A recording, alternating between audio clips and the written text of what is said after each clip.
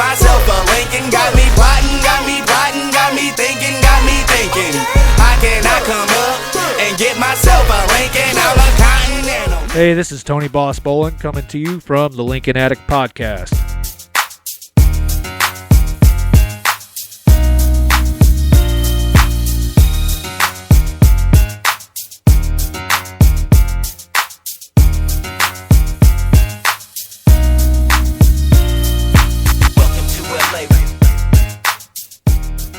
Hey, it's Jason ODB, a.k.a. the Lincoln Addict. Thanks for everyone for tuning in, continuing to tune in every single episode. Whether you're listening here on your favorite podcast app or however you find us, thank you guys so much.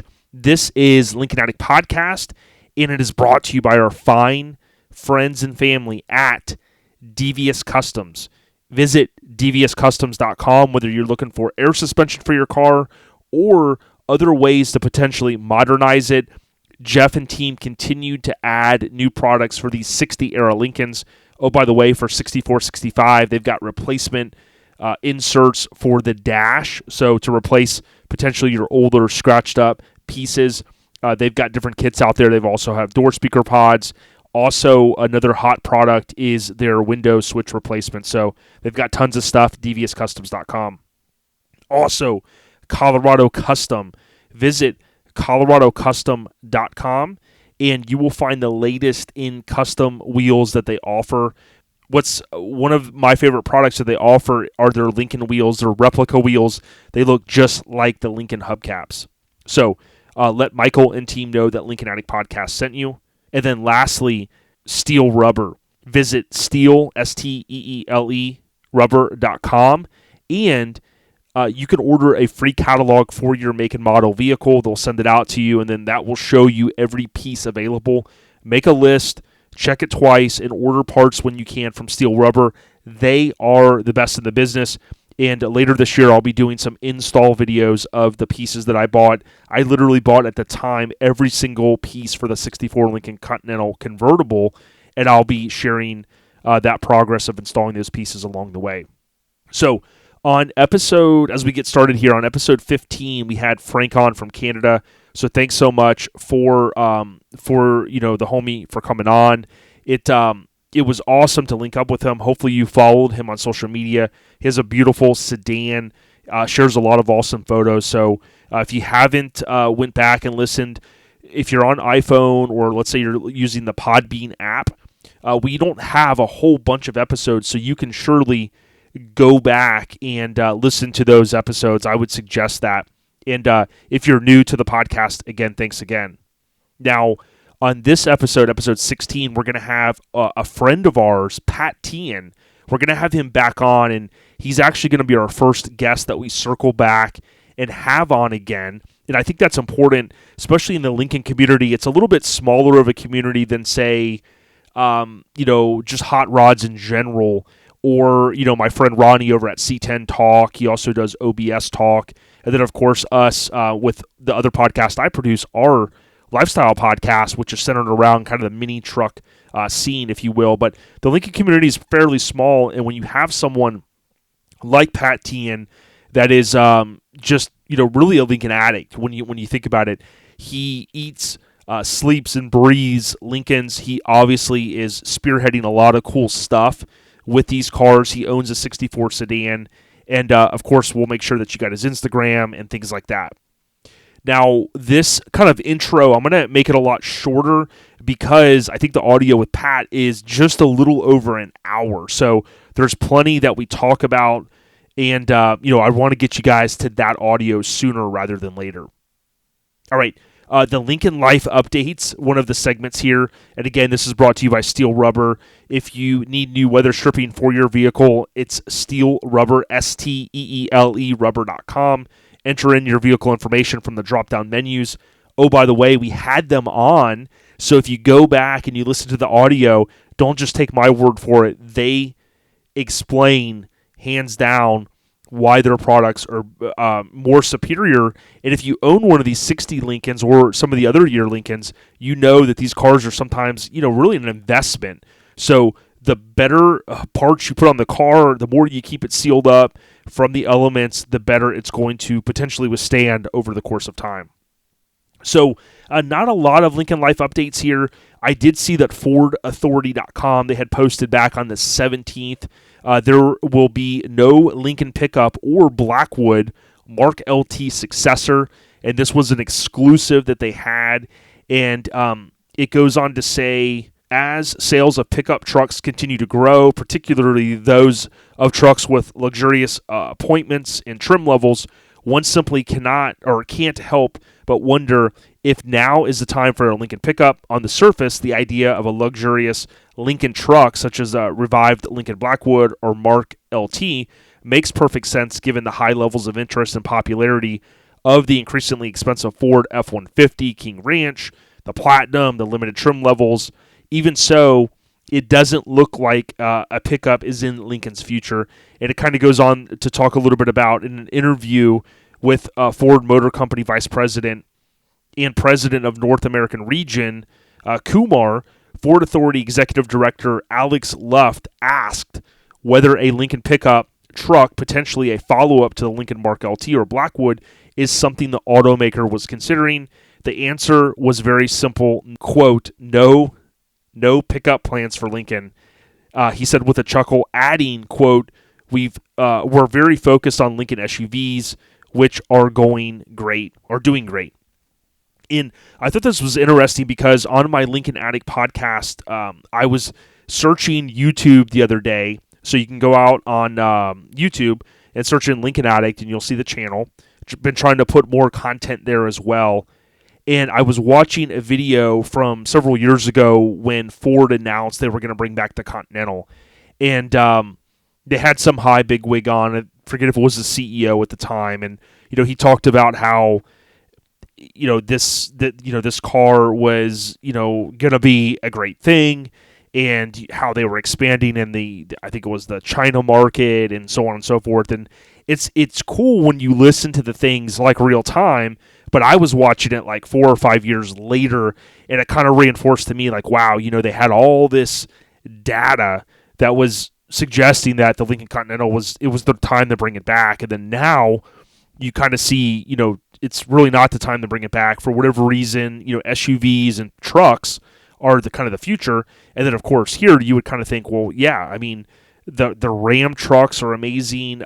We talk about a lot of truck stuff over on OLP. Sometimes kind of the data between some of the OEMs in terms of the sales.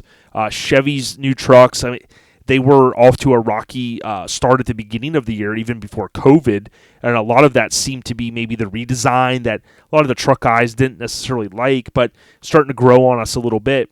But I say all that because, now here, even Ford saying that we're not bringing back a pickup, they're focused pretty much on SUVs, which they do a damn good job at. But I have always liked the Blackwood. I've seen a couple custom Blackwoods kind of lowered, but man, the bed, I'm looking at a photo here on FordAuthority.com.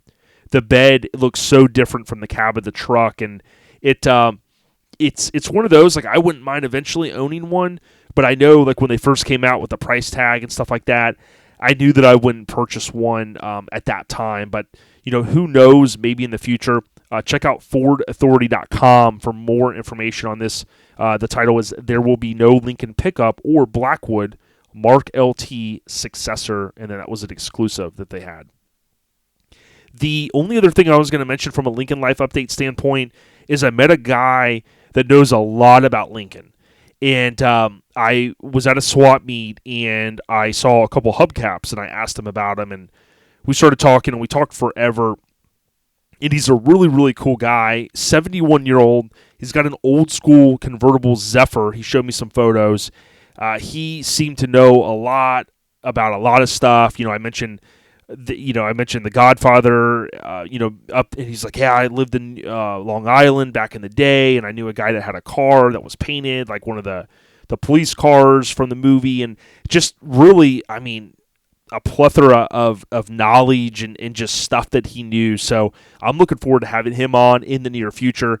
And if you want to follow him on Instagram, they also have a local car show that got canceled this year, but we're going to try to go to it next November So we're talking a little over a year away. But on Instagram, it's Cigar City Concourse. Concours, of course. So Cigar City Concourse all together. Vic Piano. Some of you may know him. I did not know of Vic, but super, super nice guy, and more coming. Check out his awesome cars. He's got the Zephyr on there as well. All right, next, the Lincoln Continental broker update. So really, this one, not a lot here to talk about. Been trying to find more cars to sell, and Dr. Nicholas has the 2 sedans that we're selling. These cars came from John that lived in Nashville, and John sold these 2 cars that basically went to Dr. Nicholas. And these cars had a ton of money invested in them. One of them has an engine rebuild. The other 63 Blue has pretty much everything gone through. So you got a blue 63 sedan and a gold 66, both sedans. A lot of work into them. As an example, the 66 sedan that's gold has a full brand new interior. Now the interior is black, so I know everyone seems to want a black Lincoln. You can easily paint that 66 black if you want to. The blue one is, to me, it's just an awesome car.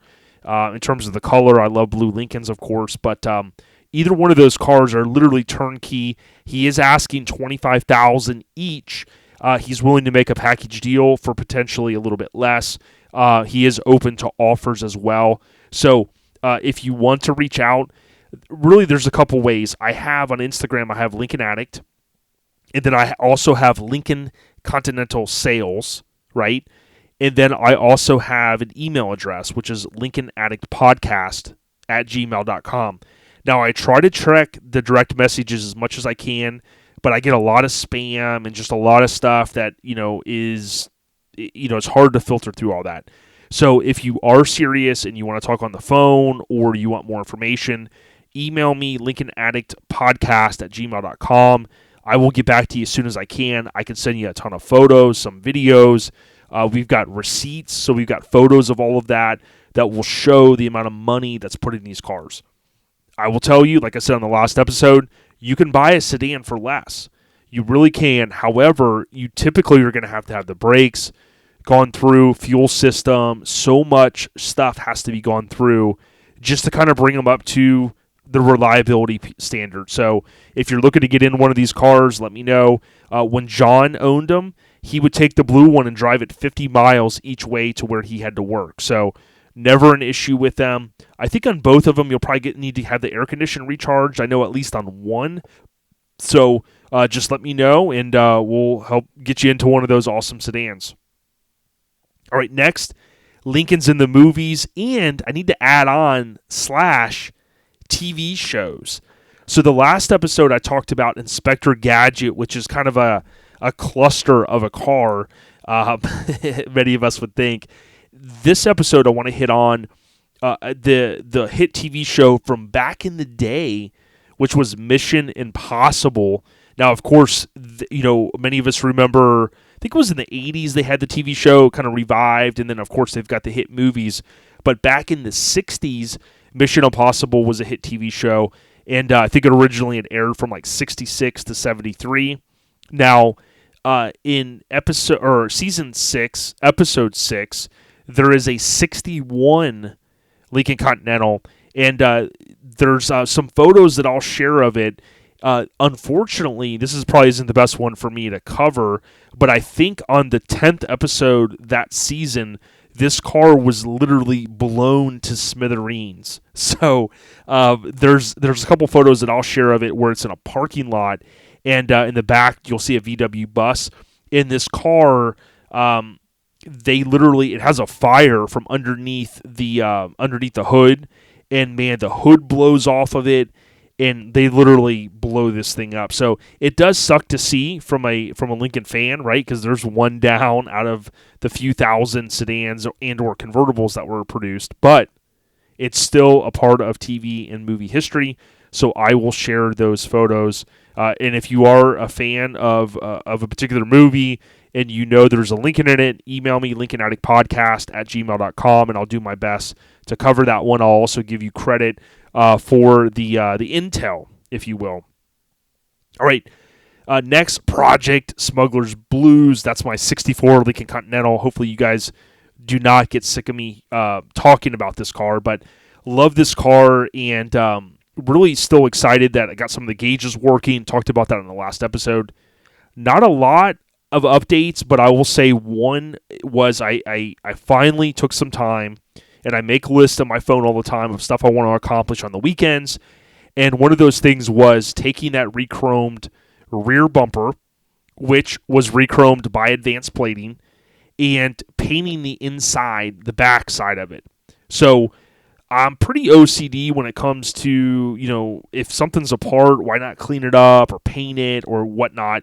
And I've seen also on a few hot rod shows, they've talked about when you get a bumper that comes back from re-chroming, typically a lot of the high-end shops, they go and they paint the back of the bumper. And it's just a light. You can even use like spray paint, which I did. You can use POR 15. POR 15 is what it's referred to as, which stands for paint over rust. It's an amazing product. But, there was a lot of kind of crevices and whatnot on the back side of it, so I wasn't going to get crazy with the paintbrush. But I tell you what, I took some black paint, and I just put a couple coats on, and I coated the back of that bumper really, really nice. And that's one thing that I accomplished on the car. Now I still need to get the bumper on. I want to polish the bumper ends first, the bumperettes, pull off the other rear bumper, basically put the new bumper up on there, and then I want to hook up the tag light, which I'm pretty sure I did not hook back up whenever I had the temporary rear bumper on the car, which was from a parts car that Tony had basically worked to deal with me, and I got the whole back half of it, which will be made into a Lincoln couch. And during that time, I said, well, hell, I got this bumper on it. It's not the nicest bumper, but still a bumper. And I went ahead and put that bumper on the 64 Lincoln that I've been driving a little bit for the past couple years. So not a lot of updates, but more to come. Looking to do some suspension soon. And hopefully you guys don't cringe over that. It is going to be an airbagged car. I have all of the Devious Customs parts. They're all powder coated. I have one tank. I'm probably going to run two. So I'm debating on if I'm going to run the seamless tanks there. I have a full AccuAir system. I'm debating if I want to run that because there's obviously that company's out of business now. And, I had some of the newer stuff that people have had challenges with. So really got to, make some final decisions here on what stuff I'm going to run. Am I going to go basic and run just some manual valves on it, which, again, I've said before, Tony has on his Red 65 sedan. The system is pretty much foolproof, and it works great, really no leaks, and car, it performs as you want it to. You air it out. It's kind of slow because it's quarter-inch lines, and then you, of course, air it up and a little bit slow, but, it works. But so I got to make a decision if I'm going to run the AccuAir system, which is more of the kind of computerized valve and things like that. You could do the auto leveling and whatnot, or if I'm going to sell that stuff and just go old school. So much more coming on that. Of course, I'll document a lot of that on Lincoln Addict Podcast YouTube channel. So go out and search in Lincoln Addict. Give me a follow there. And again, much more coming. So on this one, want to just, give a shout out. And I'm just going to go in and just give a random person a shout out on Instagram. And this one's going to go out to Johnny, JOHNNY _Dado, DADO. I posted an image that I had saved of his, I don't know, we probably posted it maybe a year ago. And sometimes, these photos are fun, and I'll go back and I'll share them again a year or 2 years later. And, the new followers maybe never seen it. And it's a picture of his 64 sedan, black, beautiful car, airbagged. Then he has a couple of wagons that he created that you can pull, and of course, right for his kids. And then he's got a couple of toys at the very end. I think one might even be one of those Christmas ornaments. I can't really tell. And then at the very last one does look like a little die cast of some sort. But basically, it looks like there's 5 Lincolns in a row, and it's goes from the left side, the real car, to the 2 wagons, to the 2 toys, kind of smaller size, Christmas ornament type things. A very cool photo. It looks like as of right now, just on Instagram, that almost 13,000 people, so total impressions almost 13,000 people have seen that. So pretty cool. A lot of likes on it. But to me, it's just fun to share other people's stuff, and of course, always give credit because there's so many cool photos out there. It's awesome what people do in this Lincoln community, whether they create something like he did for the kids, to kind of get them involved, or some of the other stuff that you'll see. There's another guy, I'll give him a shout out in the future, Dane. He's taken some cool photos with his 61 convertible over the years, and I had saved some of those before I ever even knew who he was. And, of course, met him through Instagram because he was like, hey, that's my car a couple years ago, make a note of it. And then, boom, anytime I share photos of his car, easily tag him to give that photo credit. So that's the shout out for this episode. All right, let's roll into Pat's audio. Enjoy the week. And, again, going to try to stick to every 2 weeks or so launching a new episode. So keep it posted. If you're on iPhone, you can probably listen easily through the Apple Podcast app. It's a purple pre-installed app. Just search Lincoln Addict. Or if you're on Android or another operating system, you can download Podbean and search Lincoln Addict. But if you've ever used Pandora or Spotify, it's available on all of those platforms as well. Thank you for the continued support. ODB, a.k.a. the Lincoln Addict, we out of here. Take care.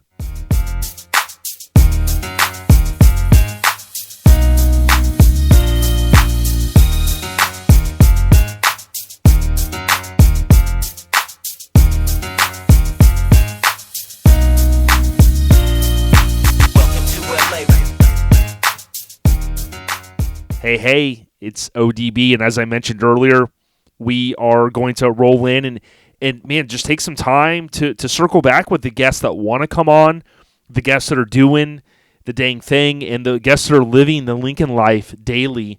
And our friend, Pat Teahan, you live the Lincoln life daily. How you doing, brother? Good, Jay. How are you, man? Everything is good, man. The world is crazy. I know it seems like the world's coming to an end, but you guys are surviving up there in Canada okay?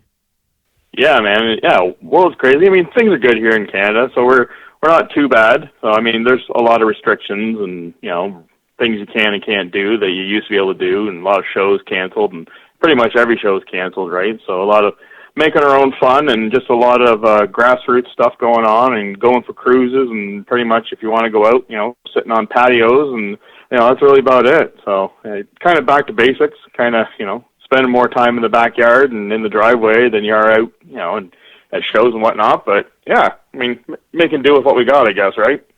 I know, and I agree, and I know you've ramped up some of your YouTube stuff. We'll talk about it. I've tried to kind of say, our restrictions obviously aren't as tight here in the U.S., but I've tried to kind of just sit back a couple days and go, I'm always looking for more stuff on eBay or this or that, and I want more and more and more, and what's the next project and all that. And I'm like, you know what? Sometimes you just got to sit back and kind of enjoy what you got. Look at the, look at some of the Hot Wheels, and go dig through some of the cool stuff we've collected, because it's nice to sometimes reflect back and just enjoy what you got. Yeah, for sure, man. It's funny. I saw your video on YouTube there earlier this week where you were flipping through some of your manuals. You know what? I'm going to do the same thing. So I kind of did a similar, go through of some of my old manuals and some of my toys and some of my memorabilia. And it's just kind of funny with the whole COVID thing, too. Two of the manuals that I picked up, the one for the trans and the one for the HVAC, I picked those up on, March 12th in Detroit. So literally the last time I was in the U.S. was for a swap meet in Detroit where I got those two manuals. So I guess I'm thankful I got them. I mean, it's the last thing I brought back from the States, and I've read them a couple times, and they're pretty fun. They're pretty interesting to see, this newfangled invention called the automatic transmission in 1959 when they were gearing up for them. So it's pretty cool. Yeah, and we definitely need to talk about that because I think you've got some cool stuff going on there. Let's talk about, since you were on last time on Lincoln Addict Podcast, we talked about all kinds of cool stuff, kind of how you became a fan of the cars and whatnot. And, so the folks that have went back, most people, since we don't have a huge catalog yet, they've already listened. And, what are some of the other things you've been working on as far as your car? I mean, I know, why don't we start at the transmission, dude? Because it seemed like, keep me honest, you had that thing out more than I had mine out. I did, man. So last fall, my trans was slipping, so I knew it needed a rebuild. So up here, man, it is hard to find people that are interested in building anything other than a Turbo 350, right? They want to get in, get out, make the money, get the trans out the door, and get on to the next one. So as soon as it's something somebody's not heard of, like, it is pulling teeth. So I found a guy here, reputable, owns a trans shop, and he's like, you know what, I'll take a kick at it because I'd like to learn it. And I had the book. I've got all the manuals and everything. He was like, yeah, give me the book. I'll do some reading. I'll do some learning. He's a great guy, just wants to improve himself too, right? So he's like, the more I know, the better advantage. Great. Took the book, took the trans, rebuilt it, gave it back to me, put the trans in, filled it all up with fluid and everything, put it in gear, nothing. Car wouldn't go. You'd rev all day, nothing would happen. Oh, my God. Pulled the trans out, gets it back, looks at it. He's like, okay, the pump wasn't quite sealed, wasn't quite sitting in properly, it wasn't quite sealing, it wasn't building pressure. Fixes the pump, gives it back to me, put it back in, still nothing. Put it in drive, put it in reverse, nothing. Are you serious? So it's like, well, maybe my converter's bad. And I got two converters, and they were both checked, and they were both good. Took it out again, cleaned the converter all up, tested them both out, pressured them both, put it back in. Third time, nothing. It's like, are you serious? Man. So fortunately, I had a spare transmission, so I gave him my spare, and then I was like, it's got to be something in the valve body, or he said it's got to be something in the valve body. He was 100% certain of everything that's in the top of the trans. You have to pull it out for. Fortunately, the body, you can just drop the pan. You don't got to drop the trans. So he took my old trans back, looked at it. He calls me up. He's like, man, I know exactly what it is. There's like this little limiting pin and a spring and a clip, and he put the pin in upside down. And like you could put it in other opposite ways as well. And the funny thing was that in the rebuild manual, it actually showed this pin the wrong way. So he was putting it in how the rebuild manual said to put it. It was preventing it from building pressure. He didn't know it was wrong until he opened up my trans and he saw the pin the other way around. He's like, are you effing kidding me? So then he calls me up, comes out, drops the pan, flip it around, boom, fixed. So running and driving. It's been running like a champ ever since. I just put it in this spring, so I've got maybe 1,500 miles or so on it right now, and it just runs like a champ. It's great. Dude, mind blown, because what was so ironic is around the time, it seemed like around the same time we were having the same challenges, and in my example, I had went through Tony and their transmission, shop that they go through. They did when they rebuilt my transmission, the case looked brand new. They painted it black. They supposedly had sent the torque converter over to their local place here that specializes in them, and they, cleaned it, and man, everything, dude, it was so nice. And I'm like, all right, man, not only is the thing going back in, but it's going to look good, all this stuff, whatever. So then basically in my situation, which I've kind of talked a little bit about here, is when we had to take it back out a second time. That's a whole other thing, or basically the second time. So then when we reinstalled it, because I haven't installed these things very often, I didn't have access to a lift. Basically, I just didn't have the pump fully seated right. So kind of similar situations, whereas yours was one little thing. Blair has told me, though, in the past, too, that even like the main shaft that comes out of it, like when you look at that on both sides, there's some people, and I did this on my 67, I had the shaft backwards. And then when we took the trans out that time in my 67, Blair looked at it, took the shaft out, and he goes, yep, look, it's totally backwards, and it looks almost identical. So things, man, if the people don't know the stuff inside and out, including me, because I don't know it all, you can run into some challenges. Yeah, man, for sure. And this guy, he was an amazing guy to deal with. And he didn't feel bad. He felt bad that I had to pull the trans out 3 times. But for us, we could have the trans out in like 90 minutes, and then it took us about 2 hours, 2.5 hours to put it back in or something like that. So we got it down to a pretty good rhythm, a buddy and myself on a lift. So it ended up being a relatively smooth process. It was just frustrating that we had to take it out 3 different times. So, but it is what it is. You live and learn. So, he's learned too. So now he's the only guy in like Ontario that I know of now that will touch these Ford-O-Matics. So anybody I know now with a a 61, 65, I'm sending them to him. So he knows what he's done wrong, so now he knows how to do it right. Well, and that's what I've learned, that if you don't do hands-on, then, like almost like when we had John Brewer on, right? John Brewer knows a lot about these Lincolns, and there's kind of, and he said it, there's like him that has a lot of knowledge, and that he can help you over the phone, and he can fix something typically through his kind of user manuals and stuff that he's created, kind of troubleshooting guides. But then there's no, for him, he'll kind of mention that like John Cashman in his own right mind is even that much more experienced than so many other folks, because he has all the hands-on experience. So it's like the old like book smart versus street smarts. You might know everything over here, but you don't have the hands-on, or vice versa. You might be a great mechanic, but you don't know Lincolns at all. So you have to learn through that hands-on. That's my belief. Yeah, dude, for sure. So, okay, right. So we got the transmission, cars running and driving, everything's good there. Something else I've seen on your YouTube channel, and I would encourage everyone, if you go to YouTube and just type in Pat Teahan, Teahan, keep me honest, your YouTube channel will pull up, and you've put some cool videos out there, including some short ones, because I think short videos are important because, all of our attention spans are a lot shorter these days, it seems like. But talk to us a little bit about the auto drops. I think you mentioned it before, but you've kind of really started to sell these products now. Yeah, I have. So originally I just started making videos for, it started out as just someone have a general question, right? So I would just, do a quick little video and then put them on Facebook, and then, they disappear off Facebook after 2 or 3 days. So then I kind of went back in my archives and found all of my videos I've made over the course of multiple years, and started cataloging them and getting them together. So, and I've actually been building up kind of just, a technical database of some of the mods and quirks and whatnot with these cars. But with the auto drops, it started out with the B-pillar delete. And as you probably know, it's not the easiest conversion on the 64s and 5s. You got to do custom glass and custom trim. So you get your tracks and your frames from a vert.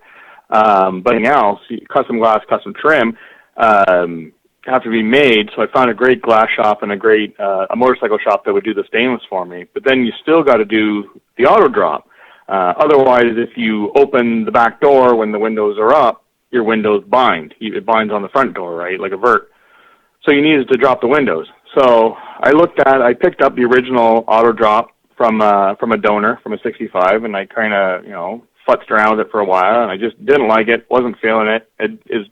They just never were great. I mean, they're great. They work great. I mean, they work great as long as they work great, but then once they break, then, they're not the easiest to get back to life again and to get parts for. So I'm like, screw it. I'm going to forge my own path. I'm going to look at using an Arduino to do it. So Constantine had a buddy who was great doing C. So the three of us hooked up, and we worked on a project or a sketch on Arduino, and developed a system for auto dropping the rear windows. So it works really good, really low power consumption. I mean, it's a very easy kit to install, especially compared to trying to install the factory vert stuff. It has 2 position switches, one that's on the latch, one that's on the lower limit of the window, and then it's got just 2 little pot screws, so you can adjust the amount of time the window runs down and the window runs up when you open and close the door. And then it's got a lockout, so if your doors are closed and your windows are all the way down, if your doors are open, your windows are all the way down, you close the door, you don't want your window rolling up. It could be stupid. The whole point is you want your windows down, right? So then when you close the door, it kind of bypasses the system and leaves your windows down. But as soon as your windows are up 3/4 of the way, pretty much anything above all the way down, it'll roll up. So it started out just as a project for my own car, never with really any intention of producing or selling or doing anything with them other than just a stopgap in my car. And then lo and behold, post some videos on YouTube, post some videos on Facebook, and then there's tons of guys that are out there that either want to do the B-pillar delete, that we're looking for kits, and then there's a lot of guys with 64 and 5 verts that their system's not working, or it's out of sync, or they've just lost hope and trying to ever get it working right, that reached out to me. So one thing leads to another, so I built several, probably like a dozen or so of these kits, sold and shipped all over the world. So I've got some that have gone, across the ocean, most of them into the States, few throughout Canada. So took I had been buying parts in December and January was kind of when it first started up. So then I was manufacturing them in the winter. I mean, it's cold. There's nothing to do, especially up here in the winter. So I was building those February, March, kind of April-ish. But then when COVID hit and then the borders closed and shipping came to a screeching halt, I could no longer get parts. So pretty much I burned through my supply of parts that I had and kind of stopped making them available in May-ish was kind of when I ran out of parts, just could not get parts anymore. Nothing was coming across anymore. So figured whatever, I'll take the summer off, but I've been starting to rebuy parts now. So I'm starting to get my inventory of all my parts back together. So I'm probably going to start producing them again this fall. So I got a few people that have been asking. I'm going to start getting those together for them. And after that, I'm going to start exploring some of the other model years. So I built one set for a 61, and the 61-2s are the most complicated style because they don't really have a good way of detecting the door position. 63, and the 61s and 2s have a wonky window switch that have a fourth wire. You have to energize the window motor as well as the direction up and down. 63s have a similar motor to the 4s and 5s where it's just basically a reversing, so you don't have to have an extra set of relays to energize the motor. You just have to send it up or down, but they still have a wonky position switch. So it's still a little more complicated, but it's not as complicated as the 61s and 2s. So kind of once I get through the few people that I have left in queue for the 4s and 5s, I'm going to start building the ones for the 63s and then and then do the 61s and 2s after that. So I have had some inquiries about the 66 and ups, and one of the problems I've got here in Canada is there's no cars around me. Like, I think the closest 66 to me is probably at least an hour and a half, if not 2 hours away. So it's not that I can just pop over and pop the door panel off and have a look. And, I need to have hands-on. So some people online have been great. I've spent hours, doing FaceTime or whatever with people and getting people to measure and check things or whatever. And I've built kind of like developer kind of setups for the 6123. It's kind of how I got at, but it's so hard without having your hands on the actual car to make proper templates and whatnot. I don't like selling an incomplete product, so I want to. Yep. Right, I want to make sure I've got everything before I really kind of dive into the 6123s. Yeah, it makes sense. And going back just a little bit, you kind of had a lot there to unpack, and I think it's awesome. Keep me honest and talk to us a little bit about what Arduino is. People can go out and search on their favorite search engine, Arduino. I think I'm saying it right, Arduino. And it's an open source. Arduino. Arduino. Yeah. Thank you, Arduino. So let me make sure I say that right. Arduino. It's an open source electronic platform, right, based on easy to use hardware and software. So if you think, keep me honest, Pat, back in the day, with programming, it's become easier and easier and easier. Now, granted, not everybody can do it, but it's became easier, I think we all agree, than it was maybe, in the 70s, 80s, 90s, so on and so forth. So talk to us a little bit about, someone that's like, well, what are they talking about trying to fix my auto drops, like with electronics? It's like a little computer module, right? And you're training it, you're programming it, if you will, to do a certain function, correct? Yeah, that's right. So it's a programmable logic controller, and if you look them up on eBay, they're like $2 or $3. They're maybe the size of your thumb, but I mean only as thick as a 1/16 of an inch with a few little chips on them. You plug a USB cord into it, and you plug it into your computer, and you write some code in. It kind of uses a modified version of C++. So, and I took computer engineering and engineering technology and stuff like that back in college, back in the late 90s, early 2000s. I took some C and some C++ back then.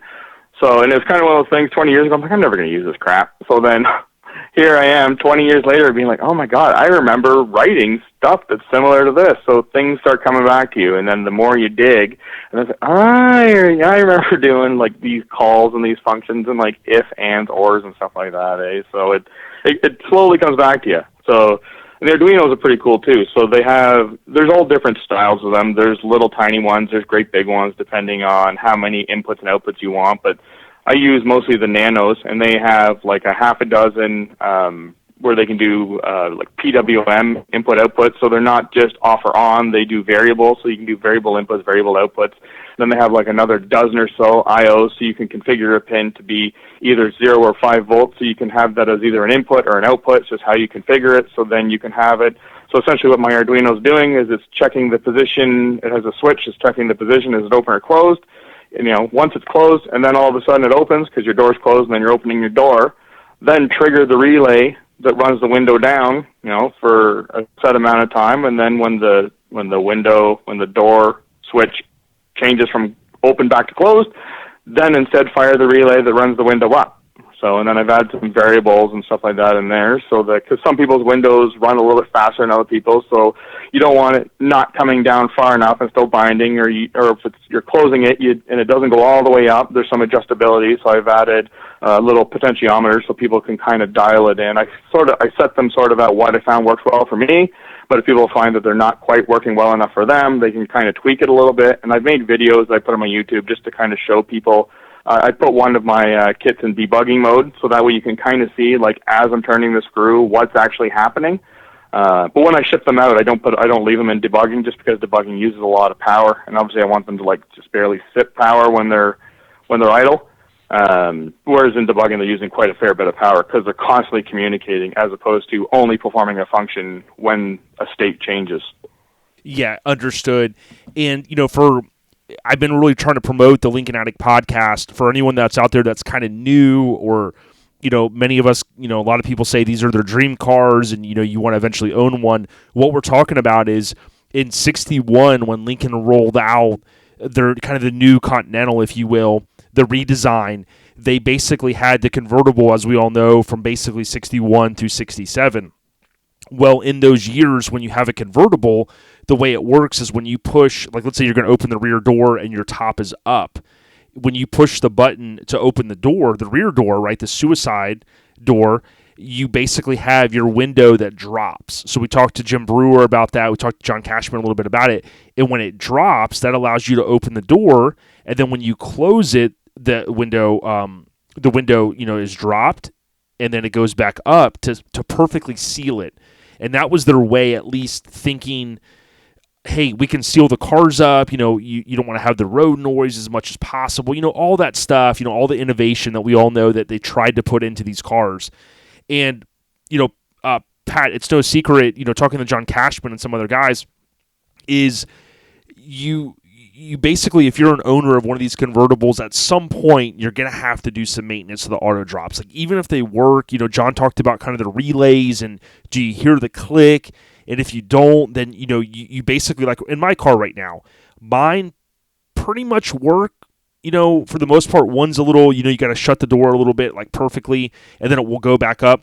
But what's happening in my car, and I haven't addressed it yet, is I basically disconnect the battery every time I'm going to store the car for a week or 2 weeks.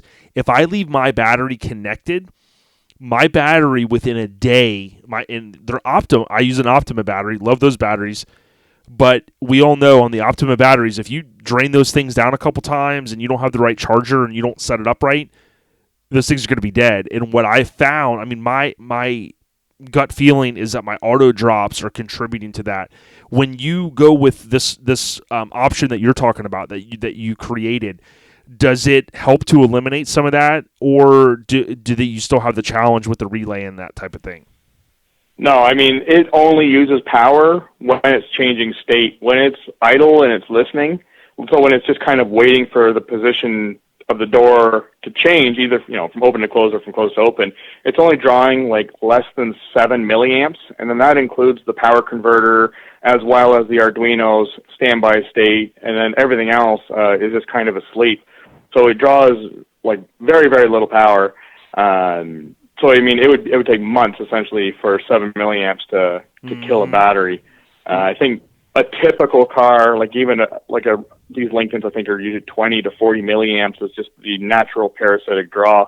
Modern cars, draw more power than that. So if it was more than a month or so, it could start to pull the battery down, but it's not like, that's the other one of the quirks too, I think, with the factory auto drops, is that I remember John Cashman talking about that if your windows are up and you open your doors and the windows auto drop, while the windows are halfway down, it's drawing a fair amount of power. Mm-hmm. And I think that he always said that if you're going to leave your rear doors open to roll your windows all the way down, because that kind of bypasses how that function works. So I don't completely understand it. I've not really spent a lot of time looking into it, but I remember him talking about it. So I know that's one of those other things that you avoid, but by doing it the way that I've been kind of doing it.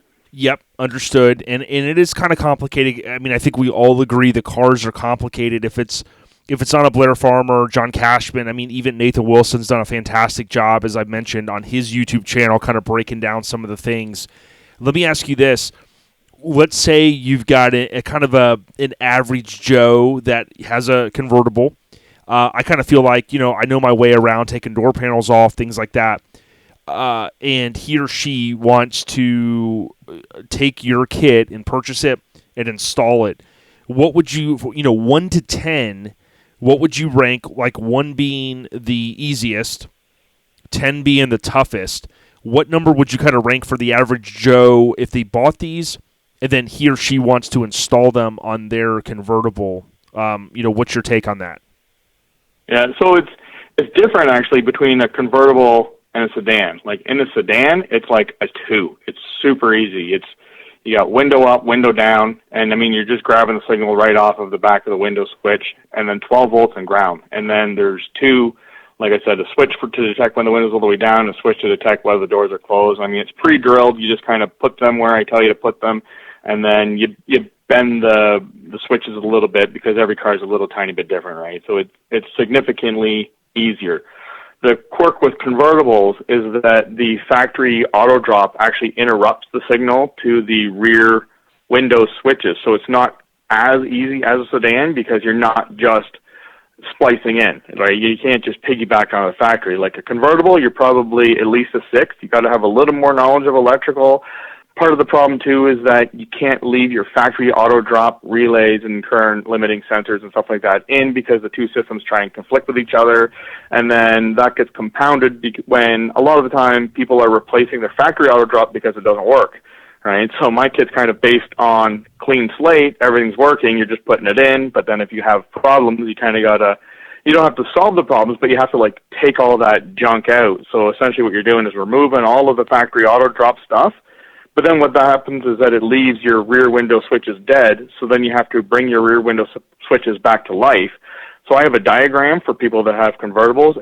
It's like 3 connectors that you have to make and then a ground wire that you have to add to the motor on each side. So it's pretty easy to track down because you can do it right at the plug for the factory auto drop. So you would unplug the factory relays, and then I have a diagram where you just jump from pin 1 to pin 3 on this relay or whatever, and there's 3 of them that you do. And then that kind of puts the rear window switches as if it was like a sedan where the rear window switches just kind of work all the time. They're not being interrupted by the process of the rear window auto drop function happening. And then mine would just then go on top, and then it works completely standalone from there. Understood. So yeah, you could have a local professional or someone that, if you didn't feel comfortable doing it, maybe a friend or someone that knows their way around, a little bit of electronics and that type of thing. Now, so some of the listeners might be out there and they're going, for the convertibles, you would want to have somebody with a little bit of electrical knowledge who's doing it and who can read a schematic and use a voltmeter and can find, a signal and whatnot. Whereas with a sedan, you're just matching up colors. So you don't need the electrical background really to hook it up in a sedan. Yeah, absolutely. And some of the listeners might be out there and they're going, well, now wait a minute, he's talking about a sedan.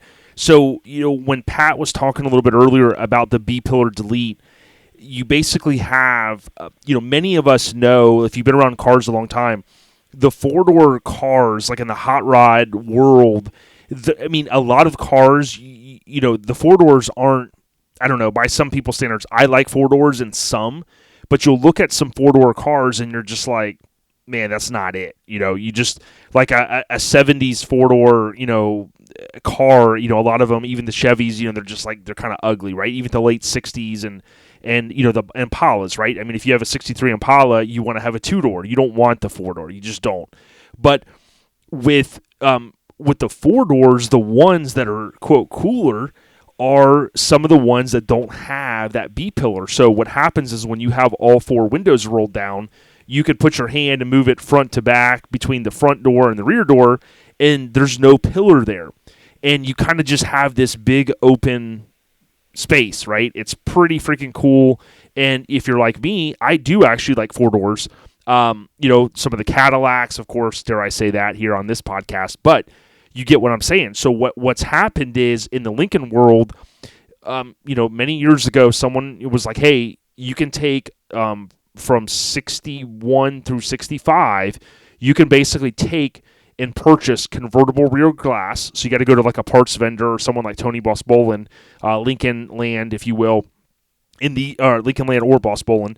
You can go to these guys, and if they have a parts card, they can take the convertible rear glass, and then you take out your glass in your rear doors.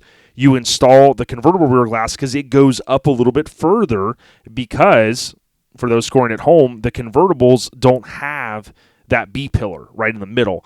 So, what Pat's kind of reinforcing is in that mod, if you will, that we kind of call it, the folks are with a sedan.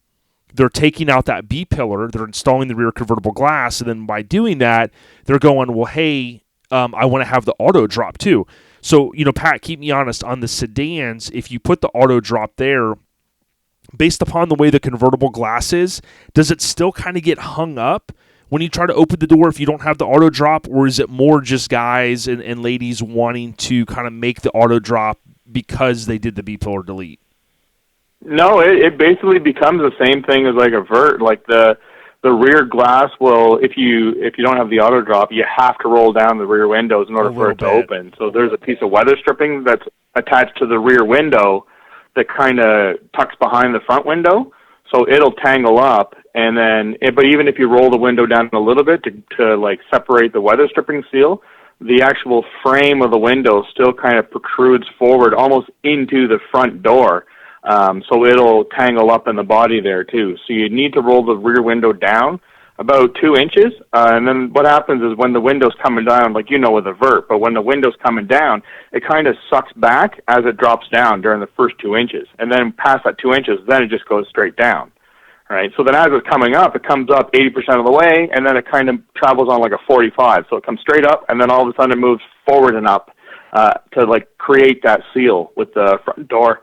So it's exactly identical to a vert, the way that it works. And I mean, even the B-pillar caps, like you can take the B-pillar cap off of a vert, put it on a sedan, and it's not like you have to do a massive amount of chopping or some crazy thing like that. There's a couple of spot welds you drill out, and the actual center section or the top section of the B-pillar post comes out, and then the convertible caps just like screw right on like they belong there.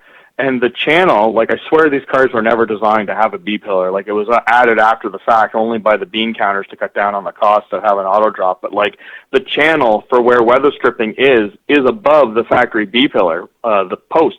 So when you take the post out, there's actually a groove there that you can continue. You can get a piece of just bulk weather stripping from steel rubber, and you can just replace your entire weather seal with one continuous piece that goes right from the front to the back.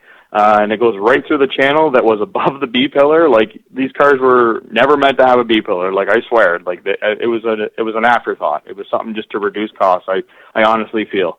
So taking it out, and then all of the convertible, the frame and the tracks from a vert, they bolt right in. There's actually in the rear doors on a sedan, there's 2 sets of holes, and you just put them in the other holes where the vert track goes, and then the frame fits right in there, and then like you close the door and it lines up. It's like it's meant to be there. It definitely does. And if you go out, as I mentioned, and you look up Pat Teahan on YouTube, you'll see one of the videos where he takes out the B-pillar. He kind of shows after he's taken it out, and he mentions, because there was kind of, I don't want to call it a wives' tale, it was kind of a thing that went around for a while. They're like, oh, that's a structural thing. You wouldn't want to take that out. And what Pat kind of shows in there is like, dude, there's no way this thing is structural. It's just like this little piece of metal. And, so some people, you might be thinking, well, hey, why can't I just take the B-pillar out? Well, what happens the way Ford, Lincoln, Mercury set these cars up is, as I mentioned, the rear convertible glass is it's a little bit different. The measurements are a little bit wider, right? And because of that, the B-pillar isn't on the convertible, so that when the glass comes together, it totally seals it. Now, I've seen people go, well, I can basically take out mine. And I forget who did this, Pat, you may remember, but there was someone early on that was like, well, I'm going to take out the B-pillar, and I'm going to have it set up where I can just kind of stick it back in there. But keep me honest, you have to cut it, don't you? You have to get like a Sawzall, and this is going to freak some people out, but you have to cut that piece out. So the only way to put it back on there is like Velcro or something, right? Yeah, well, it's just spot welded in, so it comes out reasonably easily. That's why you don't really have to. There's no angle grinders or sawzalls or anything involved, but you do have to drill out some spot welds. So I mean, it does come out. It does a little bit of work. It doesn't just unbolt, right? But there is a bit of work to get it out. But yeah, I have seen there are quite a few members that have done the kind of removable, so they have the kind of the look and the feel of not having the B pillar. But then when they do put the windows up, their pillar is held in with like pins or clips or magnets or something to that effect. So then that way it gives you back the weather sealing. Otherwise, when your windows are up, you've got about an inch gap between your front and rear window that just reaches into the cabin. Excellent. So again, for someone out there that's kind of maybe doing a resto mod, or you want to change the look of your sedan, you can do this. I love it personally, and it's funny, if you've been listening to the podcast, you know our little saying is on the rise, which is a spinoff of what Tony Boss Bolin came up with. But I say that because if you go on Instagram and you type in B pillar deletes with an S, I think it's B. I'll have to find it here, but I think it's B pillar deletes on the rise, and that will kind of curate all of those photos, and then you can get a chance to see exactly what we're talking about. There's a guy locally, John, really good dude on Instagram. He's the Grassy Knoll. I always just type in Grassy.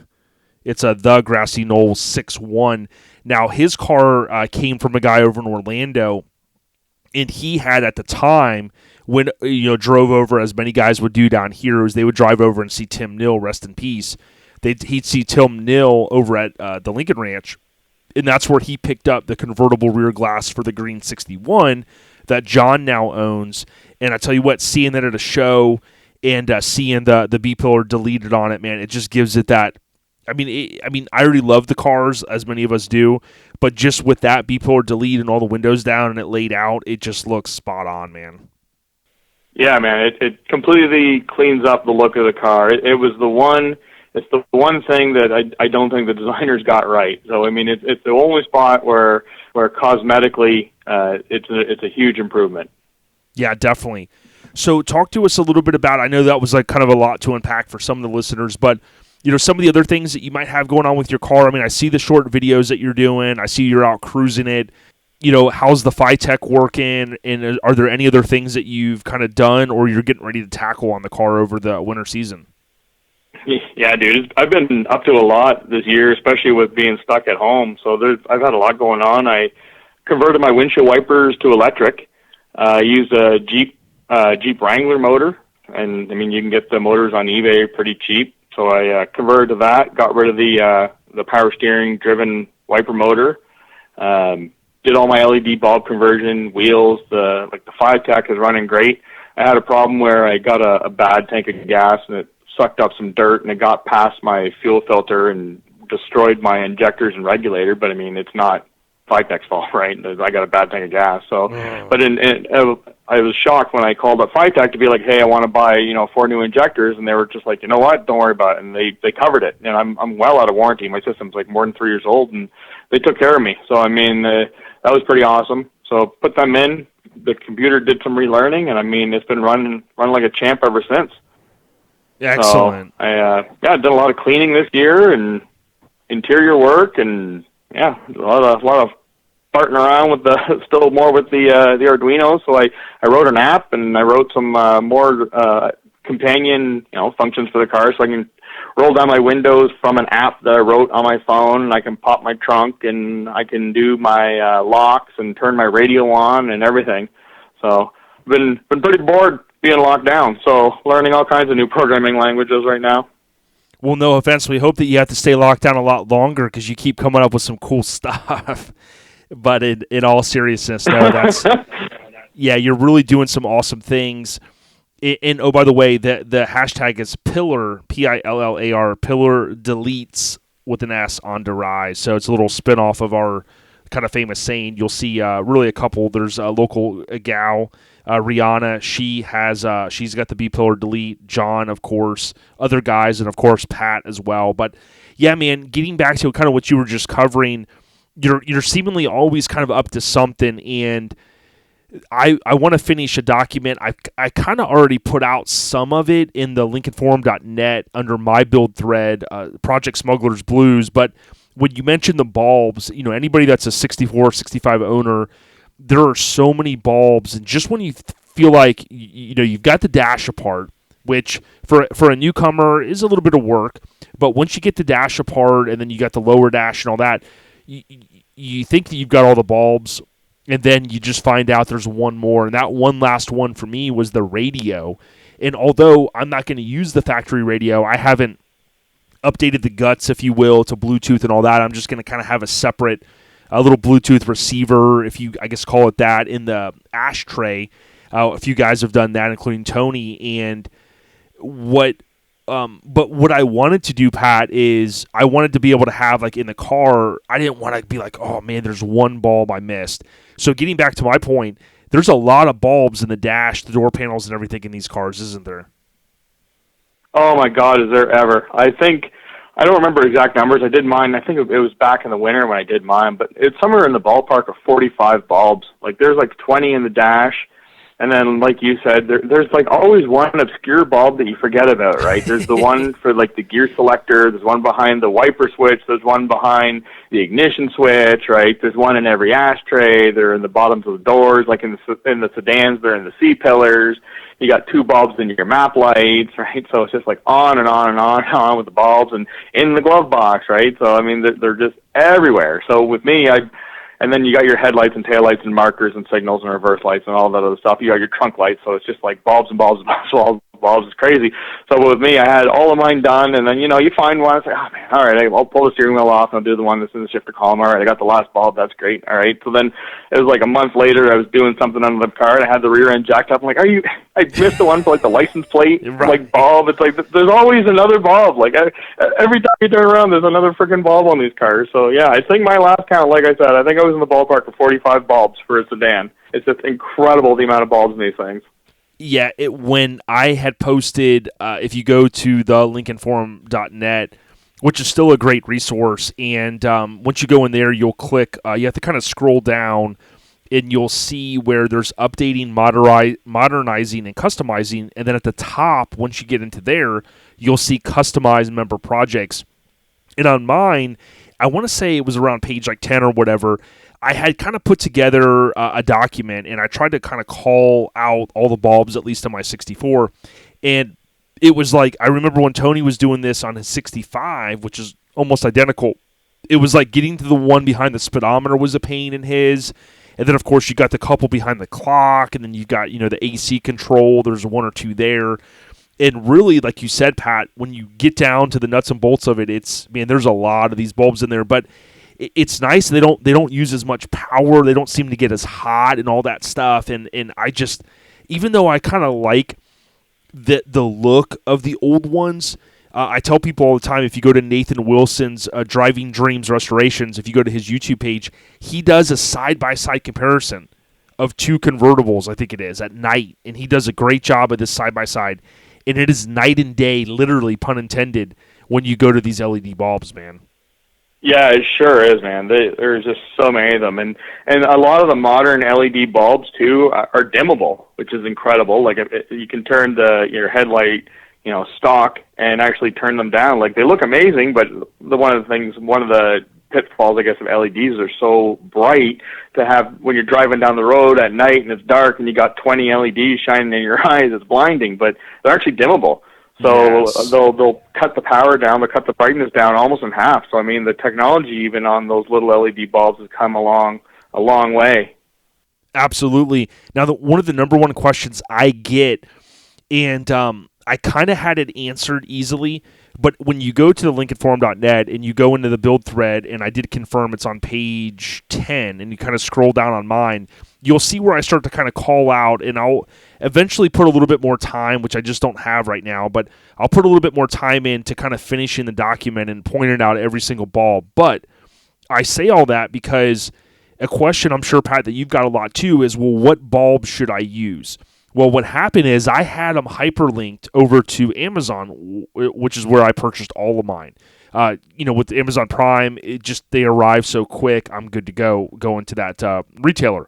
But one of the things people can do, and I think they kind of forget because they're like, well, I don't want to start pulling it apart. Look, once you've committed to pulling the dash apart, you basically start taking, you take out a bulb, and you can look at that number on there.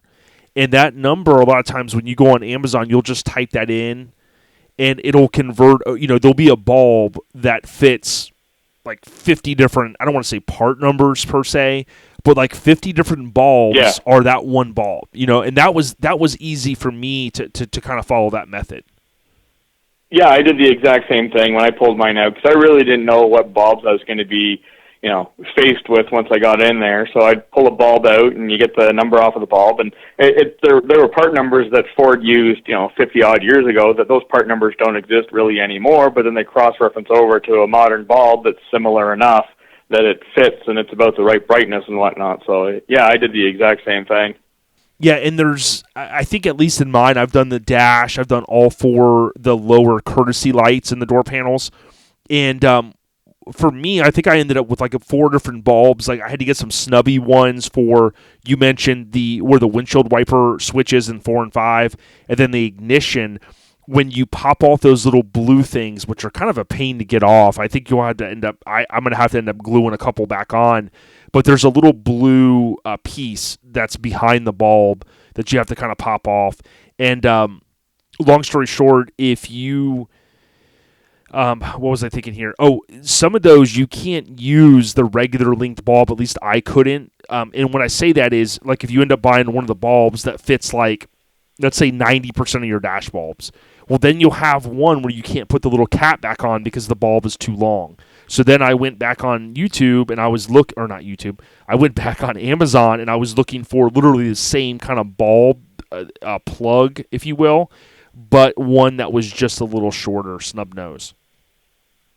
Yeah, I kind of had the same. The one for I know exactly the bulb you're talking about, Jay. The one for the power locks. Yes. The one that's right beside it. It's just that little bugger bulb. So I did the same thing, man. I bought like 20 of everything. I didn't know what I needed. I ended up cutting that bulb down. Sorry about that. Yeah, I ended up taking the bulb apart and trimming it to make it fit. Yep. And so cool stuff there. Now, you mentioned a lot of other things going on. One thing that I think is that I cannot stress this enough: public service announcement, aka PSA, because everything is an acronym and shorter in today's society. But PSA, or public service announcement, in 6465. And I've heard some people that have heard it on this podcast. You have to upgrade your amp gauge. So if you own one of these cars, it's been in your family a long time, you acquired it, you purchased it 10, 15 years ago or 6 months ago, please, you have to, the amp gauge, you have to update it. So you got 3 options. You can, all of them pretty much, are going to cause you to have to take your dash apart, okay? And it's not that hard. That's going to trigger you to want to probably do the bulbs at the same time, kind of do it like Pat and I did. But you can bypass it, which you have to take the gauge out and you have to solder the 2 wires together. I mean, you could use a big butt connector, but my buddy and I, we just soldered it together. You can basically update it, have it rebuilt by a professional. I know Blair Farmer in Florida, he offers a service where he'll basically kind of recode it and clean it up and make sure that it's getting a good connection through there so that it doesn't cause a fire. Or, of course, you can go, dare I say, to the aftermarket, like a Dakota Digital, which I love their products. That's an option out there. But, Pat, I was really intrigued when you had updated yours, and I tried to do your method. I'll be honest, man. I bought the same boat gauge, which is going to sound crazy to folks, but I bought the same boat gauge, and I took the guts out just like you did, and I followed your thing. And I just don't have the patience. But I tell you what, I kept at it. I really, really did, and I could not get, even though I felt like it was seated about right where the only place it could be, I could not get the gauge to seat back in there. And, man, I tell you what, I got to tip my cap because you took that boat gauge and you basically put the guts in to your amp gauge, and now it's a volt gauge. Yeah, dude, like it was like a $17 volt gauge that I got on Amazon. And just find the one that had about the right sweep and about the right color needle. And I think I linked to it a couple of different places on the Lincoln forum and a couple of other places as well. And yeah, it was funny because it was one of the very first mods that I did to my car. It was when I first got my car. I think I had just signed up on the Lincoln forum, and I kind of got the car and I kind of went on there and said, hey, I'm new. What do I do with this thing? And everybody on there is like, change your timing set and bypass your amp gauge. Like, okay. So I got in and pulled the amp gauge out, only to find when I took my dash off and pulled the amp gauge out, mine had been on fire at some point in time in its life. So that metal backing plate that the gauge is attached to is like charred, and the actual plastic part that has the little lines to kind of indicate where the needle's pointing at was all melted and everything. So oh my God, like glad I got to this thing. So, and mine hadn't been bypassed, so it must have been on fire, and then I don't know, they put the fire back out and hooked the wires back up and kept cruising that way. It was crazy. So bypassed the amp gauge. So then, I had a dead gauge, and that was never good enough for me. So I was like, well, I'm going to convert the thing into a volt gauge. So kind of asked around, and nobody had really seen or anything like what I was talking about. I was like, well, you know what, I'm going to forge my own path. So that's when I found that boat gauge and tore it apart and just kind of cutting and trimming and tweaking and so on. And then eventually I got it to fit and have the right sweep. And then it was more of just a little more tweaking to get it to fit back inside of the bezel, and then from the bezel back inside of the dash. And yeah, now it's all together. You would never know that it's anything other than the factory gauge. Like it looks perfect. It's got the orange is like dead on. The length of the needle is dead on. Like even the shape of the needle is exact. And I mean, when you're cruising, like on a normal day, it's just a little bit above half where you expect a needle to be, right? Because everything's running good. And then if like my compressors or something like that are running for my for the air ride, it'll be just a little below half. So I mean, it operates just like a gauge should. So yeah, I'm pretty happy with the results. Yeah, and someone had asked me on which I had talked about earlier on my YouTube channel for Lincoln Addict. So I'm trying to ramp up more content. Pat and I, of course, talked about that earlier too, but someone had asked her, like, well, what causes it? And look, I'm not, my dad was, he could use, old meters and voltmeters, and he used that stuff a lot in his work and whatnot. And I never became an expert with it, but the best thing I can say is, a lot of us know that, like, when a wire or a battery cable gets really frail, it doesn't have, the way I look at it, it doesn't have the bandwidth to carry that power through it.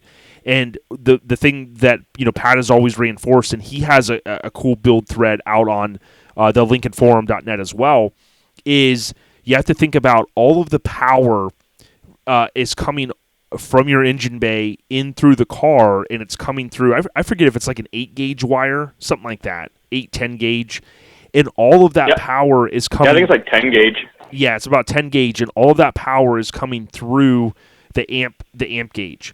And what happens is over time, if you were to look at the back of one, it's very kind of primitive when you look at how things were made back then. So what happens is that has to be insulated and whatnot. And as that thing over the time with heat and the power coming through it and this and that, it just gets.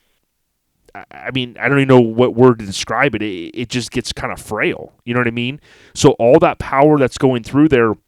And some people are like, yeah, it'll be fine. Listen, 3 years ago, it was a real tough time for me personally with the things I had going on in my life. I was driving back. We were getting ready to go to a car show the next morning. And Tony goes, well, go ahead and take the 65 home. And then he was staying back to finish working on his other 65. And, dude, I was driving, and it seemed like, I was like, I kind of can't really see here. And it seemed like the headlights had kind of went out, but I just had a lot going through my mind. So I was like, whatever, I'm just driving. Some guy comes by, it's like 10 o'clock at night, and, I thought he's like waving, hey, man, nice car, top down, whatever. And he's trying to signal me like, get all, you need to pull over. So I'm like, So at this point, I'm in a place where there's no, like, street lights. And I'm like, man, it's really dark. So all of a sudden, the car lost basically total power. So I pull in, ironically, into like a repair shop, of course, closed at night.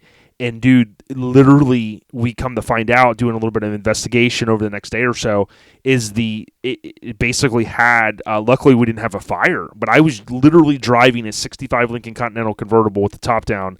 It literally, the amp gauge blew out. So, public service announcement, you got to remedy that. Yeah, and a lot of people say, like, because what it is it's a resistance wire. So I think kind of how it works is just as you draw more current through it, the wire creates a little resistance, which creates a little bit of heat, which is what kind of moves the needle. But then as it gets used and as it gets decayed and it breaks down, the resistance wire becomes higher resistance, which means you can pull essentially less current through it. And if you try and pull the same amount of current through it, you're producing more heat because you have more resistance.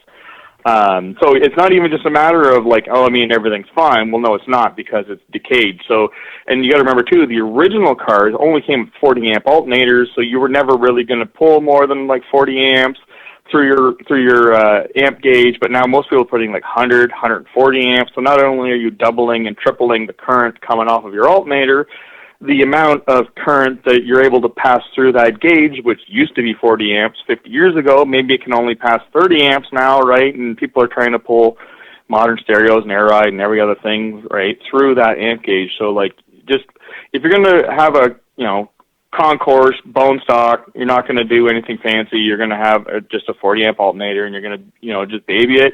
And you want an amp gauge, get it rebuilt. But, like, don't risk it with an OG amp gauge. Like, they're just a fire waiting to happen. I mean, if that's not as important to you, you just want to have, a safe car, bypass it. If you want to have, a safe car with a gauge that gives you some sort of function, then check out, like Jay said on my build thread, right, on TLF for converting that amp gauge into volts. So it's not a bad project. It's something you can take a crack at. I mean, worst case, if it doesn't work out, you're only owe $17 for the gauge that you got up. Exactly. And I've joked with a couple people, I'm like, hit up Pat, man, maybe for a fee, maybe he'll hook you up. But I know it is a little bit of a pain, and the person's got to reinstall it. So a lot of folks, they may not feel comfortable taking off the upper bezel, I call it. But another thing I wanted to say, too, is that's why I got to have guests on like you, Pat, because you said that way more eloquently than I did, or I could. So, again, I kind of tell people all the time, I don't know everything. I try to have, know enough to be dangerous, but, some of my stuff is very primitive on how I try to explain things. But to Pat's point, if you go to thelincolnforum.net, the reason why I promote this so much is, not that I've got to deal with them or anything like that, but simply because, although, listen, Facebook is amazing. They've done a lot of stuff. I love Facebook and I don't like Facebook, right, in the same kind of token. But the LincolnForum.net, there's so much documentation out there. And when you use the search in the upper right and you type in like amp gauge and you start scrolling through, you're going to quickly kind of get to, an issue that someone else had, or, a build thread, to Pat's point. So good stuff there. Now, Pat, many of us, like car guys, we never consider our car like totally done. But I look at your car, I'm looking at your Instagram, Pat Teahan, Teahan, and I look at your car. You got a '64 sedan, awesome wheels.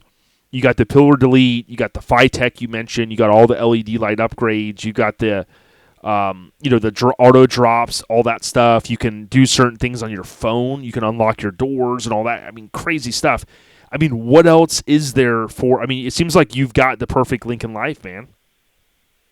Yeah, like you said, though, any hot rodder, like, cars are never ever done. Like, as soon as you finish something, like, there's just something else coming down the pipe, and it's not so much fixing things anymore. Like, I think everything is fixed and working right. And the car, I love the car, and I don't want to change anything that takes away from the nostalgia of it.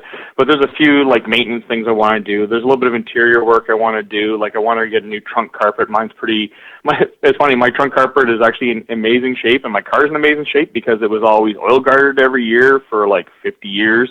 But back in the day, they would use basically like axle grease and a spray gun. So my trunk carpet is just destroyed and not from wear and tear, but it's just saturated in grease. So it's just disgusting. So new trunk carpet. I'm going to do some things like floor mats. Like I don't have floor mats in my car. And I mean, it's just a stupid cosmetic thing, but it's just one of those things I want to do.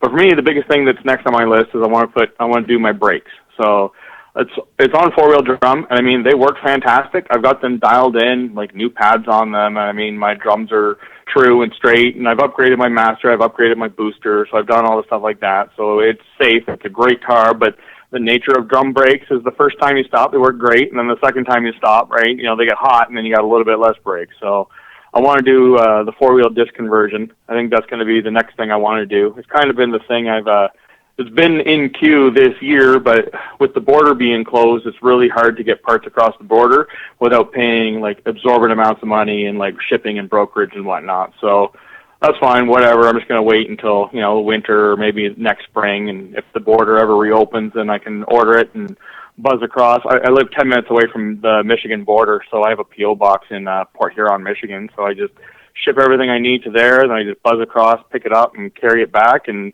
sometimes you don't pay tax, sometimes you do, but I mean, at least you don't get $400 in shipping on top of $100 in brokerage, and then, UPS wants a cut because they handled it, and it's just like prices on parts coming across the border can sometimes double, if not triple, depending on what you're buying and how big it is, and, as opposed to the free shipping to Port Huron, and then, $4 in tolls to go across the bridge, and then maybe not even having to pay tax, depending on what kind of mood the guy at the border's at, so that'll be next when the border reopens.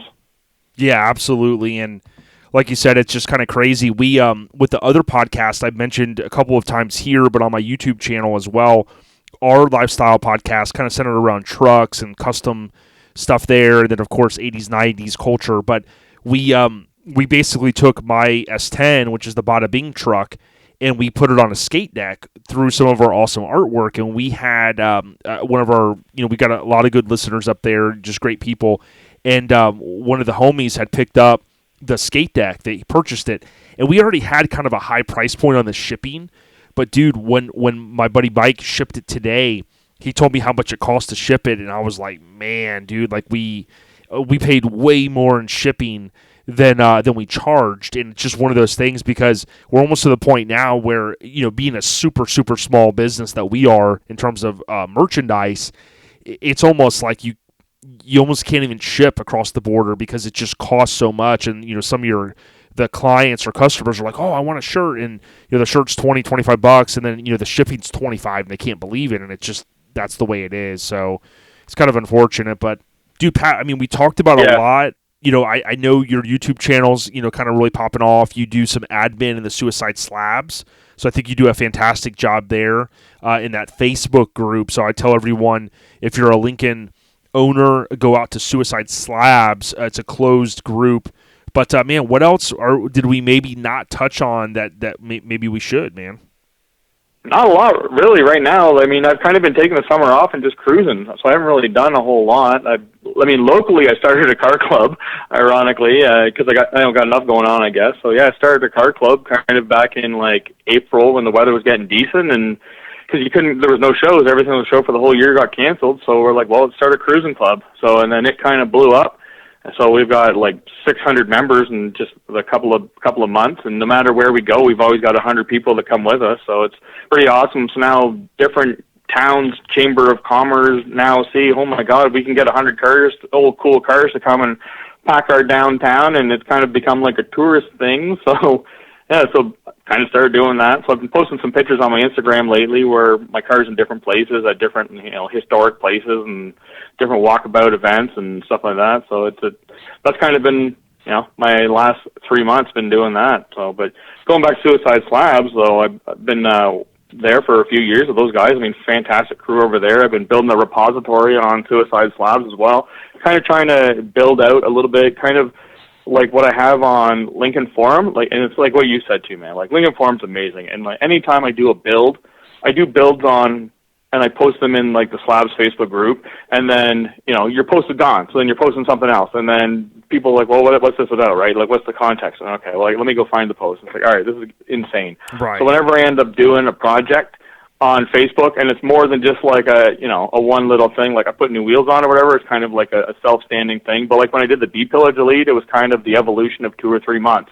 Or like the Phi-Tech was the evolution of a couple of weeks, right? Anytime I do something that's kind of like more than 1 or 2 posts, I was like, all right, I need to document this because I know there are people out there that, don't want Facebook. So I've documented it on Lincoln Forum. And then also, so many times on Suicide Slabs would be like, hey, what's the deal with this? Yeah, let me send you a link to Lincoln Forum. So then I have it all documented out on there. So it's a great place for archiving, and it's a great place for putting things together. And I mean, it sticks there forever. Like Lincoln Forum has been there since like the 90s, I think. Like he's been maintaining that site for like over 20 years. When I got my car in 2015, and I went on there and searched for oil pump or timing set, and said, oh my God, this post, people were talking about this 15 odd years ago. So I mean, it's just a great place for it's like the go-to centralized place for historical documentation, like, everything, anybody that's, ever done anything wrong or then anything done right, like, I mean, it's on there. So you can find it. It's fantastic. Yeah, absolutely. So, definitely go check it out.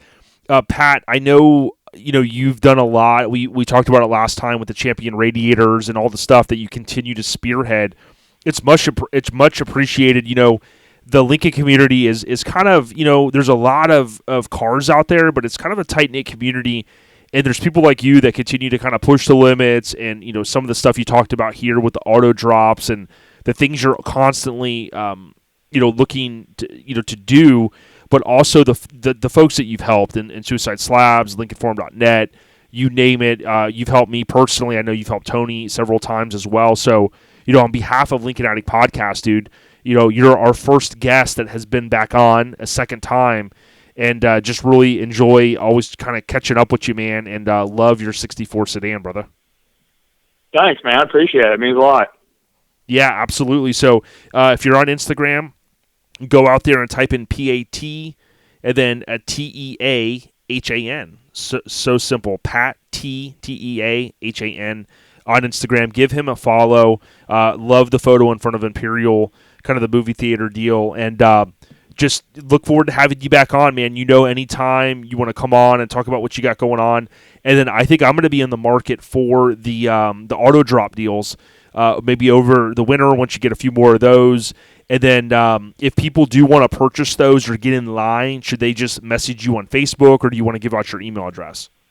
Yeah, just message me on Facebook. It's the easiest way. I keep a list of who I'm talking to, and I get messages on Facebook, Instagram, email, like just through Suicide Slabs, through Lincoln Forum, whatever. It doesn't matter. I keep track of who I'm talking to and kind of what platform I'm talking to them through. So whatever, but yeah, Facebook or Instagram is usually the best way to get a hold of me. And then, I don't take any money up front like that. I mean, I'm only selling them basically to cover my costs and my time. I'm not making any crazy amounts of money or anything on them, right? So it's just sort of to fill a gap in the community. There's not really, it was kind of like the radiators, like nobody was doing it. It's like, well, why is nobody doing this? It seems like the kind of thing, there's obviously a huge demand for this. So if I can't do it, let's find somebody that can do it. So that's what I'm with the rads, but with the auto drops, I'm like, you know what, I think I can do this myself, and with the help of some friends, and we, got her done, got her together, and got a couple of them out there, and they're out running around the wild now, and yeah, they're working, man. Yeah, and thanks for doing that. I've got one in my car. I also have the fan that you recommended, and that was, even for me, that was a super easy install. So, again, thank you so much, Pat. Stay safe up there, as I would always say to anybody in the world. Be safe what you're doing, and keep them Instagram posts coming, man. I got them post notifications turned on, and I always love seeing the photos, my friend. All right, sounds good. Cheers, buddy. Cheers.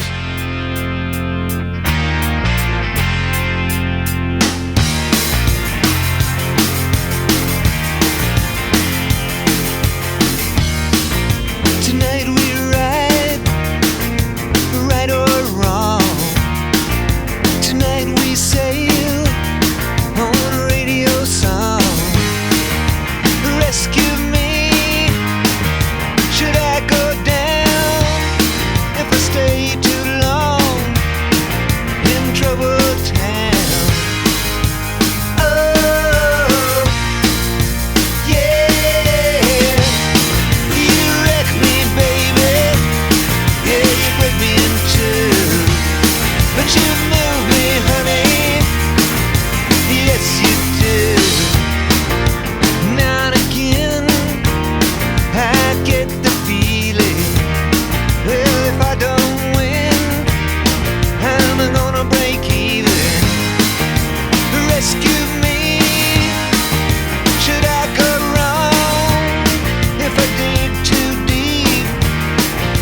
stay too long. Oh, yeah. You wreck me, baby. Yeah, you break me in two. But you move me, honey. Yes, you do.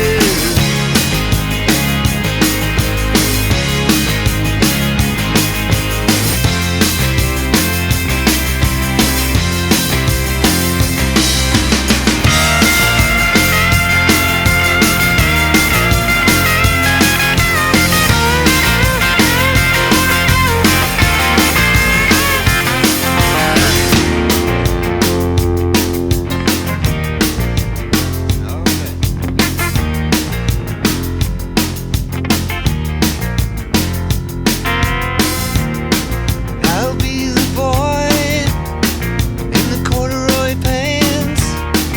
You'll be the girl at the high school dance. Run with me wherever I go and just play dumb, whatever you know. Oh, yeah. You wreck me, baby. Yeah, you break me in two. But you move me, honey. Yes, you do.